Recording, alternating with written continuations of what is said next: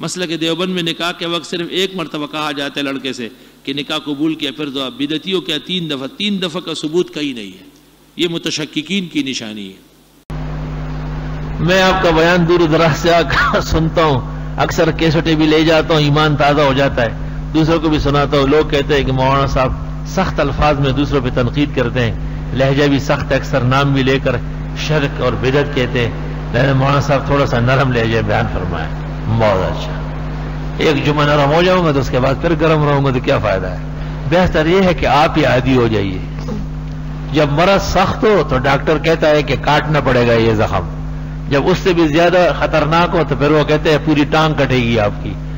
کفر و شرک اور بدعت کی خباثت چونکہ مجھ پر واضح ہے, اس وجہ سے شدت پیدا ہوئی ہے. حقیقت یہ ہے کہ مجھ میں شدت نہیں ہے, تم لوگ زیادہ نرم ہو چکے ہو, ہر ایک کے روادار ہو. حضرت صلی اللہ علیہ وسلم عرش پر چلے گئے تو اللہ نے ارشاد فرمایا, اے نبی جوتوں سمیت میرے پاس آنا, کیونکہ آپ کو جوتے مجھے عرش سے پسند. جھوٹ مت بولو, خدا کے سامنے توبہ کرو, اس لعنتی قول سے باز آ جاؤ ورنہ کافر دنیا سے گزرو. یہ کوئی لیلا مجنون کی کتاب نہیں ہے, اللہ اور نبی کے درمیان کا رشتہ ہے, اس میں بڑے آداب و احترام ہے. بغیر داڑھی کے نماز روزہ اور دوسری عبادات کا کرنا کیسا ہے؟ بغیر داڑھی والے مسلمان ہیں, بہت ساری باتوں میں وہ داڑھی والوں سے بلند ہے, صرف اس ایک عمل میں وہ کمزور ہے, باقی عبادات درست اور صحیح ہے. شادی کے بعد عورت کے نام کے ساتھ شوہر کا نام لگانا چاہیے؟ نہیں, بددستور خاون کے بجائے باپ کا نام لگے گا. ہاں یہ کہہ سکتے ہیں زوج فلان. کم از کم اس میں تو آپ کو بے نظیر سے سبق لینا چاہیے کہ شادی ہونے کے باوجود بھی بے نظیر زرداری نہیں کہلائی, بے نظیر بھٹو کہلا رہی. بہن بہنوئی کے ساتھ عمرے کے لیے جا سکتی ہے. بہن بہنوئی کے ساتھ کیا مطلب ہے اس کا؟ یعنی میاں بیوی آپس میں, ایک اس کی بہن ہے ایک اس کا بہنوئی ہے, میاں بیوی تو ہوگا نہیں, بہن بہنوئی کے ساتھ. اچھا, یوں کہنا چاہیے کہ کیا سالی اپنے بہنوئی کے ساتھ حرام نہ جائے, عمرے اور حج کا ایک ایک قدم زنا لکھا جائے گا, بدترین گناہ. حضرت انس کے چھوٹے بھائی ابو عمیر نے ایک بلبل پالی تھی اور اس کو سامنے بٹھاتا تھا چھڑی پہ.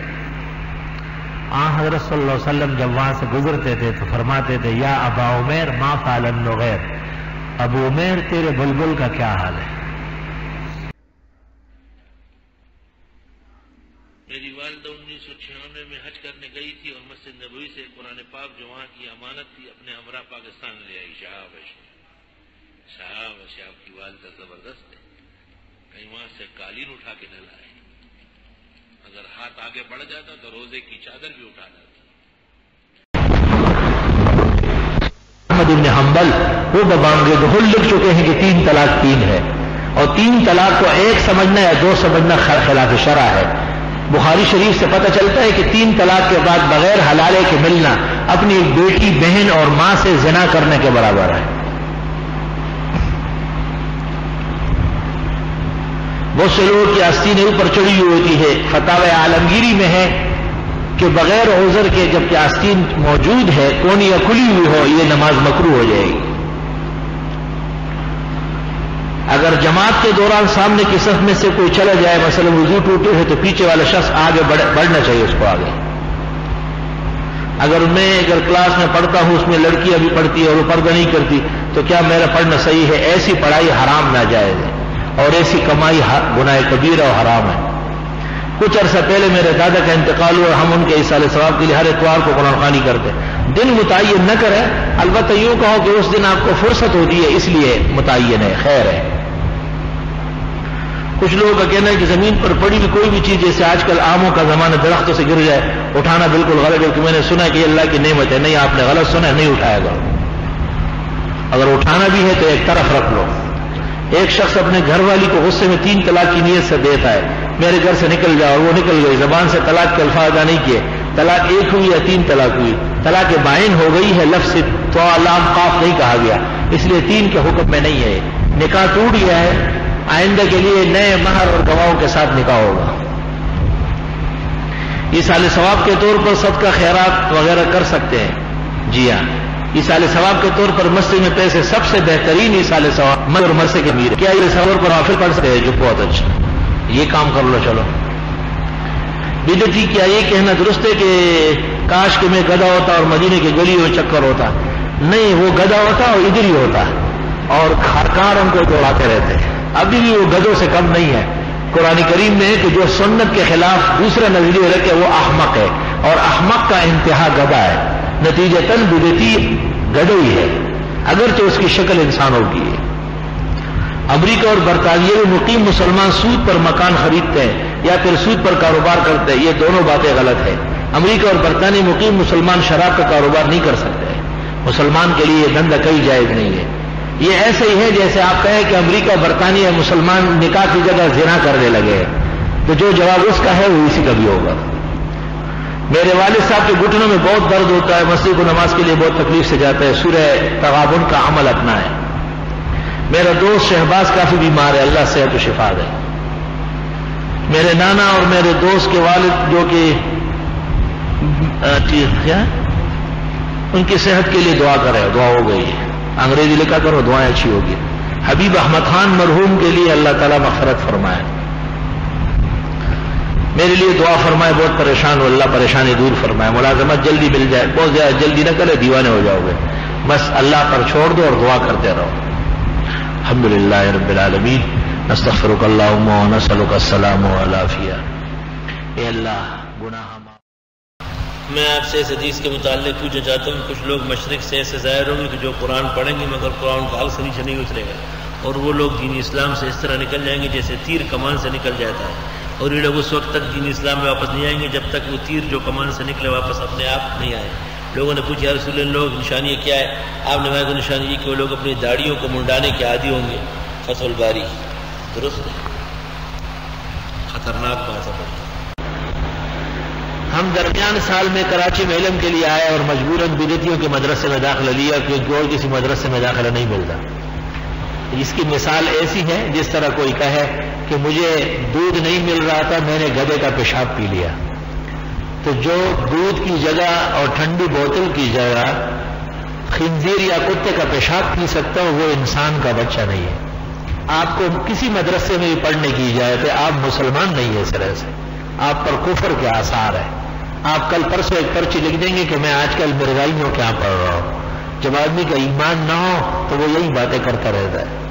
وہ پھر دودھ اور مود کو ایک سمجھ کر پیتا ہے. مفتی نظام الدین کی کتاب ظہور مہدی میں انہوں نے امام مہدی کے ساتھ علیہ السلام لکھا ہے. یہ غلط طریقہ ہے.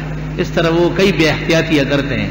ایک تقریر میں نے دیکھا لقمان علیہ السلام کہتے تھے، اور لقمان پیغمبر نہیں ہے، وہ حکیم ہے. اس قسم کی کئی بے احتیاطیاں مفتی صاحب کی مشہور ہے، توجہ نہیں ہوتی. آپ کا حوالہ دیتے ہوئے ایک شخص سے سنا ہے کہ گلزار نامی ایک پیغمبر، گلزار، گل خان، خان گل، باز گل، گل باز، 13 پیغمبر ایسے گزرے ہیں. تفصیلات کے لیے قاری طیب صاحب کی کتاب معجزات انبیاء دیکھ لیں. یہ ہندوستان کے اصل نام ہے کیونکہ 13 پیغمبر ہندوستان میں آئے اور ان کے نام گل خان، خان گل، باز گل، گل باز، گلزار، یہ سب ان کے نام ہیں. لوگ سمجھتے ہیں کہ یہ پشاور والوں کے نام ہیں. حی علی الصلاۃ پر جماعت کے لیے کھڑے ہوتے، یہ بدعتیوں کا طریقہ ہے. بخاری میں ایسی کوئی بات نہیں ہے. یہ دو نام ان میں سے کون سا درست اور کون سا غلط ہے؟ بی بی ہاجرہ اور بی بی ہاجر. بی بی ہاجرہ تو آپ کی کوئی عورت ہوگی، اور وہ جو اسماعیل علیہ السلام کی والدہ ہے اس کا نام ہاجر ہے، ہاجرہ نہیں. بدعتی کہتے ہیں کہ بخاری شریف میں ہے کہ حضرت عمر نے 12 ربیع الاول کو چراغاں کیا تھا. لا کے دکھاؤ نہیں یہ روایت. انہوں نے کوئی اپنی بخاری شریف بنائی ہوگی جو کسی موتی محل یا میمن مسجد کے بدعتی نے لکھی ہوگی، اپنی طرف سے گن ڈالا ہوگا. بخاری شریف میں ایسی کوئی روایت نہیں ہے. انشاءاللہ اگلے جمعے کو لانا ہے آپ نے. ایک بدعتی نے مجھ سے کہا کہ ہمارے ساتھ جلوس میں چلو، تو میں نے کہا صحابہ نے یہ نہیں کیا تو ہم کیوں کریں؟ تو اس نے کہا کہ جو کام صحابہ نے نہیں کیا تو ہم کر سکتے ہیں. اس بات کی کیا حقیقت ہے؟ وہ صحابہ کا دشمن ہے اور کیا حقیقت ہے؟ کچھ ان کی لاجواب ہو گیا تھا تو وہ یہی کہہ رہا ہے کہ صحابہ ہمارے بڑے نہیں ہیں، ان کاموں میں ہمارا بڑا شیطان ہے. کیا انٹرنیٹ کے لیے کھولنا جائز کیا ہے کیا لگے؟ اور اس کی کمائی کیسی ہے؟ جائز چیزوں کی جائز ہے، ناجائز کی ناجائز؟ تفصیل سے جواب قرآن کریم میں ہے کہ اللہ کی رسی کو مضبوطی سے پکڑو اور آپس میں تفرقہ نہ کرو. پھر کیوں اتنے فرقے بنے ہوئے؟ ایک صاحب توحید فرقے سے تعلق تھے اور یہ بات کہتے ہیں کئی لوگ ان کی حمایت کرتے ہیں، علماء دین کے خلاف غلط نظریہ قائم کر رہے ہیں، اس کا ذمہ دار علماء دین کو سمجھتے ہیں. بھئی تفرقت و عقائد کے انتشار کو کہتے ہیں. مختلف علماء کا مختلف اندیے یہ تفرقہ نہیں ہے، یہ تو تحقیق کا ایک میدان ہے. ایک مریض کے دو ڈاکٹر مختلف دوا تجویز کرتے ہیں، مقصد صحت ہے. دا سلور واڑا مذہب سر یودی ماں و تاپا کے پیدا کوئی اختلاف. چاروں ائمہ کے جو مذاہب ہیں یہ اختلافات نہیں ہیں، یہ حقیقت میں دین کے اتحاد کی دلیل ہے. اختلاف یہ ہے جو توحید کے خلاف شرک کرتے ہیں اور سنت کے مقابلے میں بدعت، یہ فرقہ اور فتنہ ہے. آج کل ایک فتنہ جماعت المسلمین والے حضرت کو روز مبارک میں حیات نہیں مانتے. جماعت المسلمین والے الگ تحقیق کافر ہو چکے ہیں، اسلام سے نکل چکے ہو. معاشی مسائل کی وجہ سے علماء کے کہنے پر نام تبدیل کرنا کیسا ہے؟ میرا نام جاوید احمد تبدیل کر کے جواد احمد رکھنا کیسا ہے؟ بہت اچھا ہے. جاوید ویسے بھی فارسی نام ہے اور فارسی نام میں خیر و برکت نہیں ہے، اور جواد عربی نام ہے، عربی نام اصل ہوتے ہیں.